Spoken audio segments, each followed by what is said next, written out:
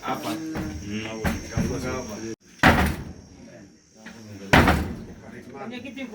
Kijana Deogratias James Otaru mwenye umri wa miaka 37, mkazi wa kijiji cha Kilemakati, kata ya Kibosho Kirima, wilaya ya Moshi, mkoani Kilimanjaro, amekutwa amefariki dunia ndani ya nyumba yake alimokuwa akiishi peke yake. Taarifa zinaeleza kuwa Deogratias, ambaye sasa ni marehemu, alifariki takriban siku 2 kabla ya kugundulika, hali iliyosababisha mwili wake kuvimba na kuanza kuoza, huku harufu kali ikiwashtua ndugu na majirani. Akizungumza na Mwananchi Digital kwa njia ya simu leo Januari 17 mwaka 2026, kamanda wa polisi mkoa wa Kilimanjaro Simon Maigwa amethibitisha kutokea kwa tukio hilo na kueleza kuwa uchunguzi unaendelea. Taarifa za awali, maana baada ya jeshi la polisi kupokea taarifa za kuonekana mwili walikwenda katika eneo la tukio, na katika nyumba anaishi kwenye chumba chake mlango ulikuwa umefungwa kwa ndani. Kwa hiyo walipoingia kule ndani, walifanikiwa kuingia ndani, walikuta mwili umelala chini, lakini kuna harufu ya pombe. Lakini pia kwa mashuhuda majirani wasemekana anakunywa sana, na sasa inawezekana pengine kwa sababu ya kunywa afa hakula ilikuwa imetonga. Na hata hivyo, kwa sababu mwili umechukuliwa na kupelekwa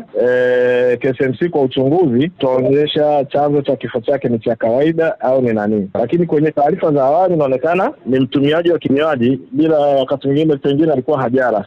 Kwa mashuhuda hizo ni taarifa za awali za mashuhuda na jirani zake. Inaonekana ni kama ni. Kwa hiyo taarifa za awali zinaonyesha ni hiyo niliyosema kwamba inaonekana ni kinatokana na kunywa pombe nyingi, yaani ni unywaji wa pombe wa kupindukia, ngine na kupata chakula na kupelekea. Lakini hizo ni taarifa za awali za mashuhuda na hali halisi ya eneo la tukio. Sasa uchunguzi wa daktari ndio utaonesha uhalisia sasa. Akizungumza katika eneo la tukio, mwenyekiti wa kitongoji cha Kidachini Abu Selemani Kwai amesema alipata taarifa za tukio hilo majira saa 3:30 asubuhi kutoka kwa kamanda wa sungusungu. Deogratias nilipata taarifa kwamba amefia ndani kupitia kwa kamanda wangu wa sungusungu majira ya leo saa 3:30 asubuhi.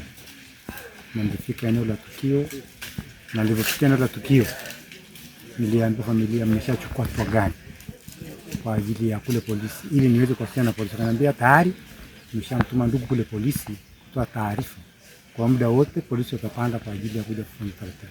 Kwai ametoa wito kwa vijana kuzingatia matumizi ya pombe na kuepuka kunywa kupita kiasi na kuishi kwa tahadhari. Alikuwa na tabia nzuri, lakini alikuwa ni mnywaji mzuri. Mimi ushauri wangu nilikuwa natoa kwamba hasa vijana wajifunze kunywa pombe sio kitu kizuri.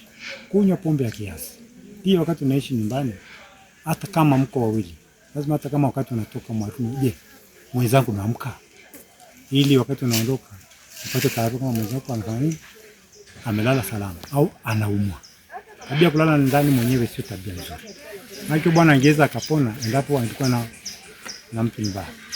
Ndugu wa marehemu Brightness Otaru amesema mara ya mwisho kuonana na Deogratias ilikuwa kipindi cha mwaka mpya, lakini kwa hivi karibuni alishindwa baada ya juhudi za kuwasiliana naye kwa simu kugonga mwamba.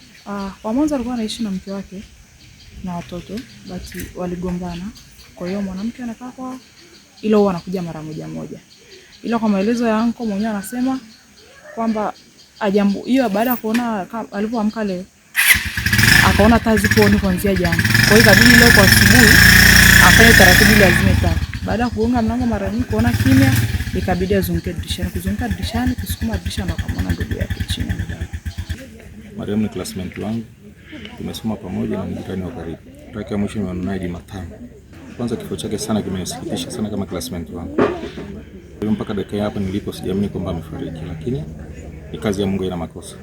Ninachoweza kusema inatokea vijana tujitahidi, vijana waoe, waishi na wake zao, ili kama atatokea na tatizo kama ile aweze kupata msaada wa karibu. Kwa upande wake Martina Joseph Mlai, ambaye ni mke wa marehemu ambaye walikuwa wametengana tangu Julai mwaka jana, amesema kuna wakati Deogratias ambaye ni marehemu alikuwa akilalamikia tatizo la kiafya. Kuna kipindi alikuwa ananiambia yani akikaa kama hivi, kuna kipindi anaenda kufanya kazi akaniambia alisikia kizunguzungu akadondoka. Alikuja akaniambia kwamba anataka kusafiri. Martina amesema marehemu ameacha watoto 3, wa kwanza ana miaka 14 na anatarajiwa kuanza kidato cha kwanza, wa pili ana miaka 3 na wa mwisho ana mwaka 1.5. Nikiripoti kutoka hapa mkoani Kilimanjaro, mimi ni Jesse Daniel Tunuka wa Mwananchi Digital.